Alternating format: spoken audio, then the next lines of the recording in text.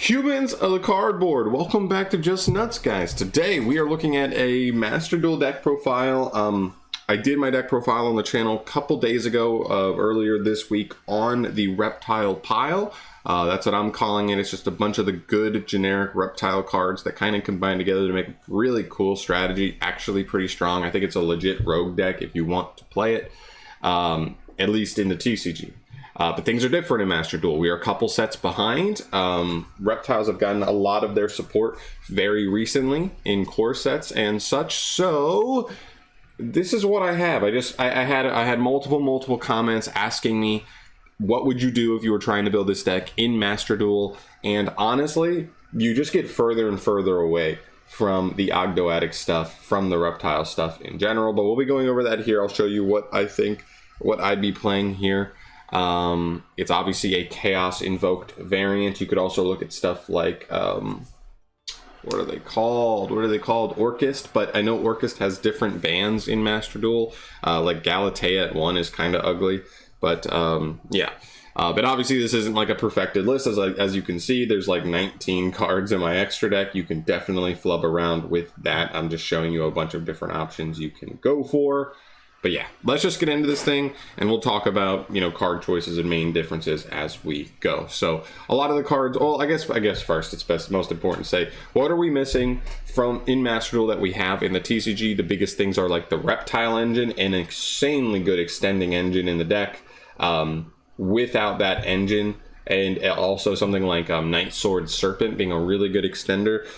The reptile deck is like one extender off of getting into the alien line in Master Duel, pretty much. You're just one card short, one monster on the field short that's a reptile, and that really hurts. It really does. So it pretty much made it. I was trying to make an alien list work, but it makes it so that it's just like not consistent enough at all. So we have to pivot. We have to find new win conditions, and it kind of ends up being like a bad chaos invoked list, but still interesting, right? If you really want to do your best to make the ogdoadic stuff work. So here we go, into the list. And we're also missing generic stuff like DP and the adventure token stuff also, which I was playing, but I didn't think you had to play it. The deck could still function without those. They were just nice, helpful generic tools. Anyway, starting off here with the gammas. Still running the gammas, even though it's only at 2. We've got stuff like Chaos Space. We've got stuff like Meltdown. We've got stuff like Prosperity. And, of course, Snake Rain. All super ashable targets. And, yeah. Also, Max C's running around. A lot of people are firing Max C early before you can put a monster on the field. And Gamma just punishes that to ho hell. We've also got an Omni Dragon Brotar for the Chaos Engine. The idea is that with the Chaos Baby Dragons, it's actually pretty easy to set up a Hieratic Seal of Heavenly Spheres.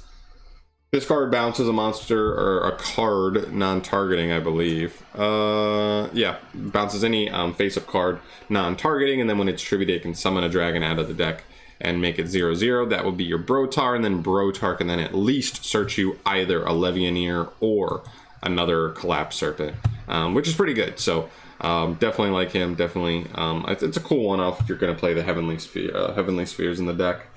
Moving on to a bunch of reptile stuff. Well, I guess let's just finish up the dragon stuff first. I hate how they organize the deck's situation, but whatever.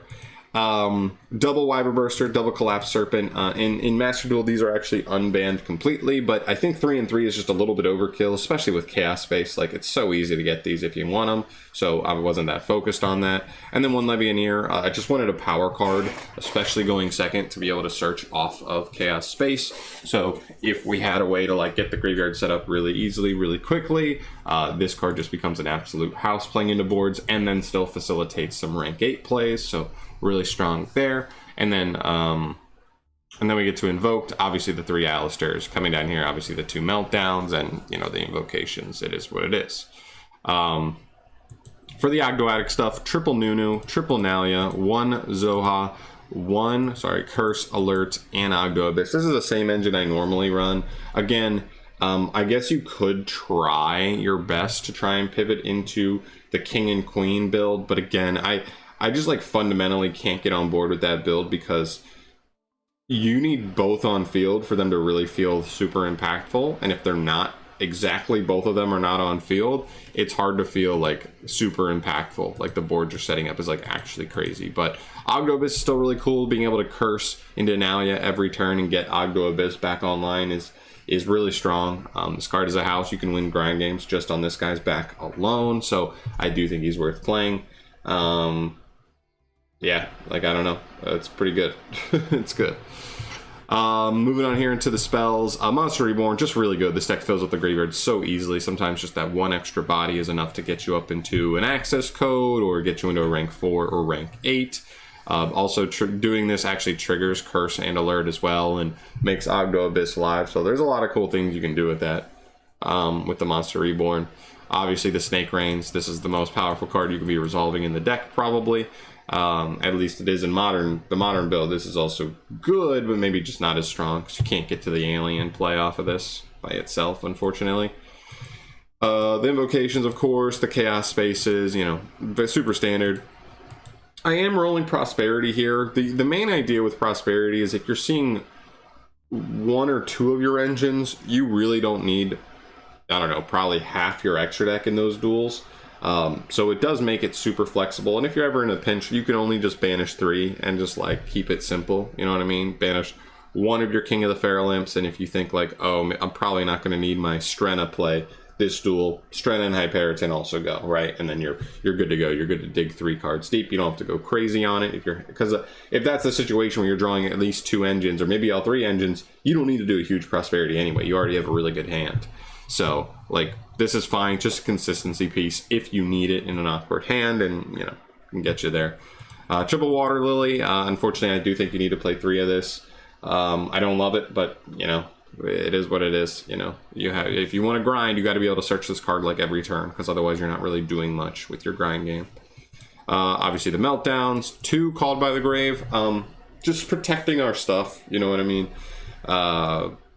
Maxi is annoying, of course, and also Ash is like obviously a really strong card versus this deck with the Alistair, with the Chaos Space, with the Snake Rain. Like, there's a ton of cards where Ash is like really strong against in this list, so being able to Called by it, just get it up out is really nice. And then another going second card is obviously Forbidden Drop. If this deck has a ton of good discards, pretty much the whole ODGOADIC engine is a good discard, and there's a couple other things like Light Serpent. I know I kind of skimmed over him. The idea with Light Serpent is if we can get Zoha Engrave and make a King of the Feral Imps, we can search this, Zoha send this to then reborn itself, and then this would come back anyway. Also, if it's discarded off of Snake Rain, it'll come back. Chaos Space, it'll come back. So, you know, there's a good handful of cards that actually get this card to be a really good extender. It's just a one-off, but the reason we're playing this is because we don't have access to Night Sword Serpent. This deck becomes so much different, even just with Night Sword Serpent. Not even the Reptilian stuff, although the Reptilian stuff certainly helps with the alien like setup. But that's the main deck. I have 45 cards in here right now. You feel free to try and trim it down. If you don't love either the Chaos Engine or the Invoked Engine, feel free to cut one and mess around with it. Again, I'm just trying to give you ideas for this more than anything. I'm not trying to give you a dedicated list like this is the exact list you need to be running in Master Duel. I just had a lot of people asking me, and I want to give them my overall thoughts on how the deck can run in Master Duel there. So moving into the extra deck down here, of course, I have double Macabre here. I'd love to play Macabre plus like what's the other one? The one that it's summoned, it can like just pop a monster like every turn. It's pretty good. As it's like a better follow-up, like going second Invoked Fusion, but Macabre is still really strong, obviously.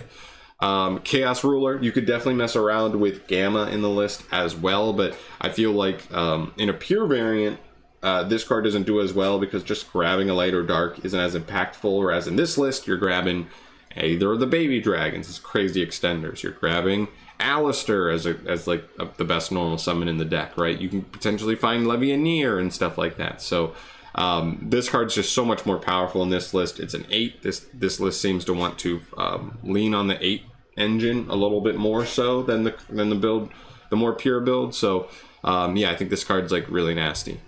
Double King of the Feral Imps. This comes up in the grind game just to keep resources coming to hand and be able to keep grinding and stuff, like really good. Strenna plus Hyperton down here. Really cool little package. If this card's tributed, like by either Curse or Alert, and even potentially Aggro Abyss, although you like never use Aggro Abyss's Grave Effect. When it's tributed, it summons another plant, a high rank plant monster, and then equips itself as material. So that would be your Hyperton, and then you would just have a monster negate and potentially a spell negate too. Really pretty solid. Like, I like this a lot. Usually the only problem is Hyperton can't negate on your turn, so some people would think that if you summon him, like, you just now can stop a Nibiru, stop any hand trap, stop any whatever, but he doesn't. Unfortunately, he only has the negate for your opponent's turn, not yours, which really hurts, but whatever. Couple of rank 8s. Oh, I've got Lancelot here. It's like a negate, it's a pop, it can attack directly, facilitate Zeus. Probably should also be playing Zeus in here. I didn't throw a Zeus in here, but that's also something you should consider. We're making rank 4s and 8s is actually pretty easy in the deck.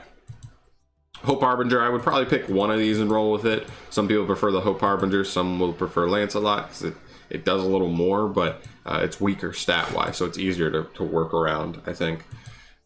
Ding, obviously really strong, protecting the board while also being like a really insane form of removal, and also he's pretty good at facilitating Zeus as well, so don't forget about that either. Then getting into the links, Striker Dragon, helping you clear your baby dragons without having another monster on field to search another one, to still get you to a Heavenly Seals. Artemis, this just helps you clear your Alistair so that you can get to a Macabre play. Lambda, we're playing Gamma, so if you open Gamma, it wasn't live turn 1, you could potentially make a generic link on your way to like an invoked play or something, and then just have Lambda make the Gamma live. Masquerena, just another generic link. Sometimes the ogdoadic deck and the chaos stuff is really good, just like putting a bunch of bodies on the field that you're never fully sure what to do with, so sometimes just making IP, being able to quick make a unicorn on the opponent's turn can be really useful.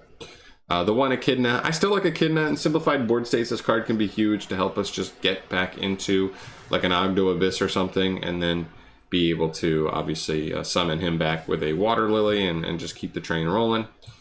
Lina, I think honestly in a list like this, you probably would ideally want to be playing this and Dark. Dark isn't out in this game yet, like it is in the TCG, but that's definitely something I would look for. They're just so easy to make, so powerful to like keep extending up into like bigger links. It's something I'm going to look at for the modern build in the TCG as well.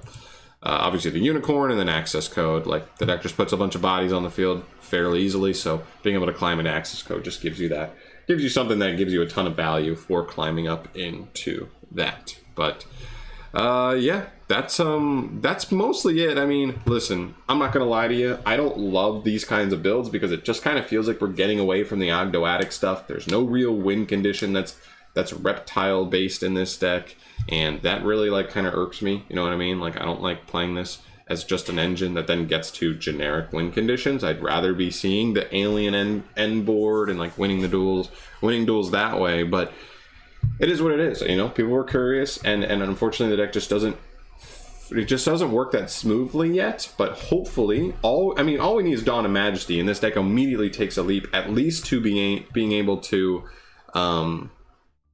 make the alien play so much easier. So maybe when that stuff drops, I'll make an updated profile here just so you guys can see a more alien centric build, or just an overall like alien centric build.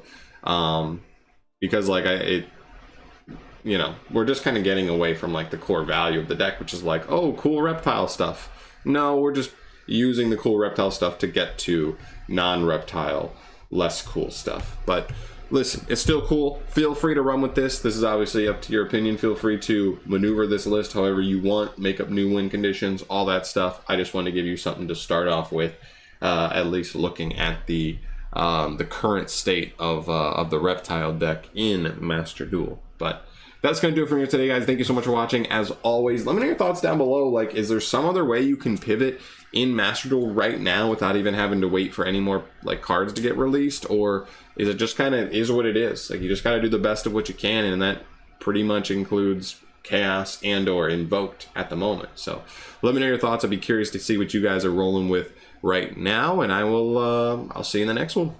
Peace. Yay.